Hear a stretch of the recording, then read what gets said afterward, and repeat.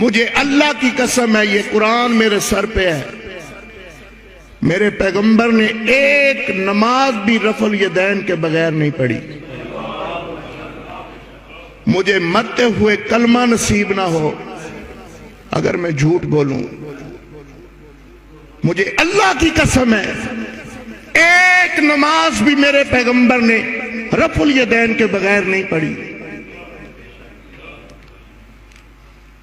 اور جاؤ فیصلہ بادیو میں کو اور گل کر دیا، جو رفع الیدین نہیں کرتا وہ آج کے بعد کرے۔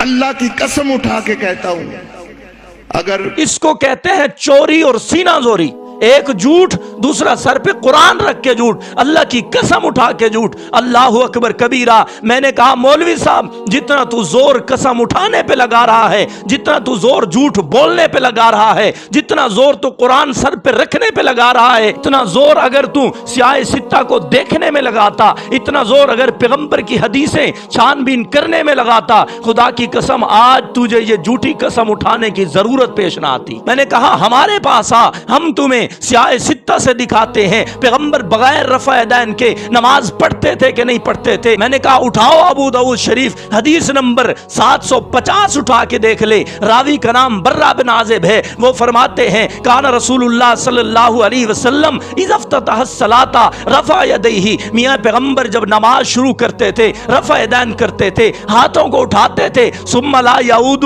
پھر رکوع میں جاتے ہوئے بھی سجدہ کرتے ہوئے بھی دوبارہ ہاتھوں کو نہیں اٹھاتے تھے۔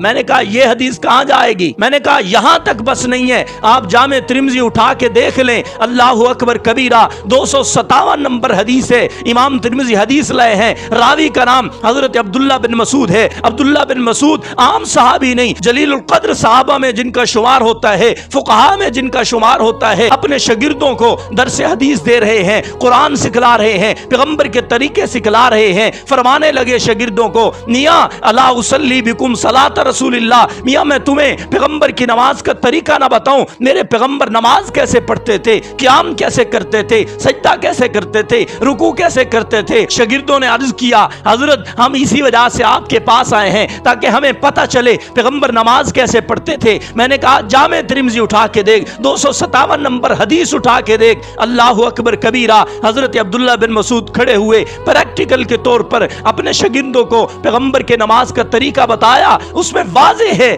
کہ صرف نماز کے افتتاح کے وقت حضرت عبداللہ بن مسعود نے رفع یدین کیا ہے، نہ رکوع میں کیا نہ سجدے میں کیا۔ سلام پھیرنے کے بعد کہا پیغمبر نماز ایسے پڑھتے تھے۔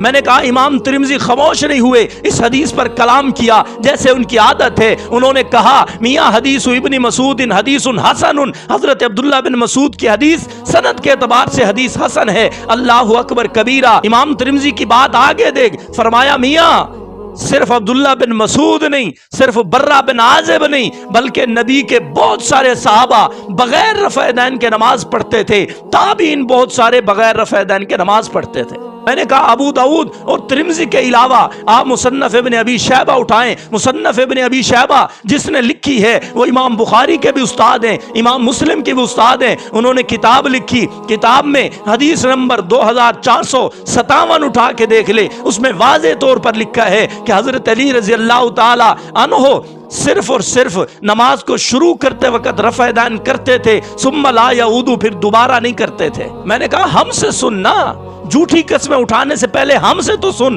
اللہ اکبر کبیرہ۔ میں نے کہا مصنف ابن ابی شیبہ کو مزید پڑھنا ہے، حدیث نمبر 2461 دیکھ، اس میں واضح طور پر لکھا ہے کانا صحاب عبد اللہ و صحاب علی لا يرفعون ایدیہم الا فی افتتاح الصلاۃ۔ اور میاں حضرت ابن مسعود کے شاگرد ہوں یا حضرت علی کے شاگرد ہوں، اور یہ شاگرد سینکڑوں میں نہیں تھے، ہزاروں میں نہیں تھے، لاکھوں میں شاگرد تھے۔ اللہ اکبر کبیرہ۔ ان کے بارے میں لکھا ہے حضرت علی کے شاگرد اور حضرت عبداللہ بن مسعود کے شاگرد رفع یدین نہیں کرتے تھے سوائے افتتاح الصلاۃ کے۔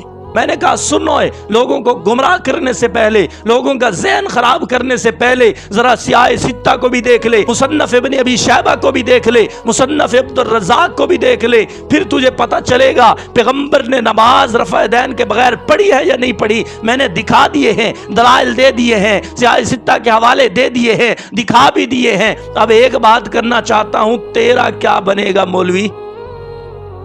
तेरी कसम का क्या बनेगा? तूने जो कुरान उठा रखा है उसका क्या बनेगा?